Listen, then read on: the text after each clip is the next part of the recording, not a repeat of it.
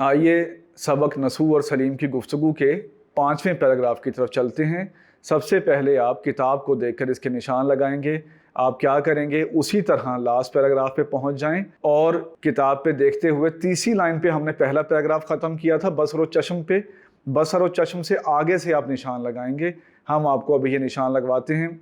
तीसरी लाइन में आप जैसे हमने बसर व चश्म पे पहला पैराग्राफ ख़त्म किया था तो उसके आगे से आप शुरू करेंगे। गरज से आप शुरू करेंगे। गरज में अगले दिन उनके घर गया, यहाँ से शुरू करते हुए आप दूसरी, तीसरी और चौथी और पांचवी, खुदा नेक हिदायत दे।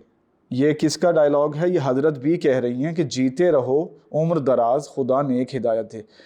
तो गरज में अगले दिन से लेकर खुदा नेक हिदायत दे, यहाँ तक आप निशान लगा लेंगे। किताब पे अब आपके सामने नसर पारा आ गया है। सबसे पहले हम हवाला मतन को उसी तरह दोहरा देंगे।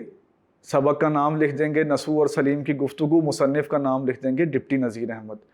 सियाक व सबाक अब तो आपको अज़बर हो चुका होगा। सियाक व सबाक में आप ये लिखेंगे कि इस पैराग्राफ से पहले सलीम अपने वालिद साहब को बता रहे हैं कि मैं एक दिन, मुझे सबक याद नहीं था तो उस्ताद ने मुझे डांटा और मेरे क्लास फेलो ने, जो उन 4 लड़कों में से एक लड़का था, उससे मैंने कहा कि क्या मुझे सबक याद करा दिया करेंगे, तो उसने खुशी खुशी इस बात की हामी भर ली।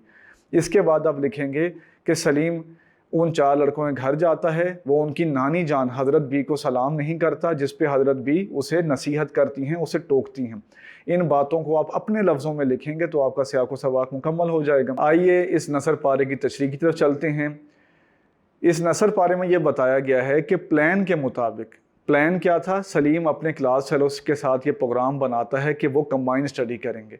तो प्लान के मुताबिक सलीम अगले दिन उनके घर चला जाता है, बाहर खड़े होकर आवाज़ देता है, जिसके जवाब में उसे अंदर बुला लिया जाता है।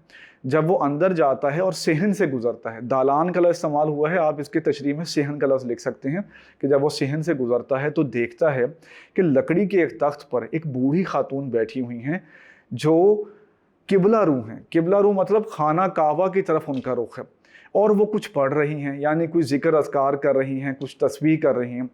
तो सलीम उनको देखते हुए चला जाता है अपने क्लास फेलो की तरफ और उसके साथ बातों में मशगूल हो जाता है।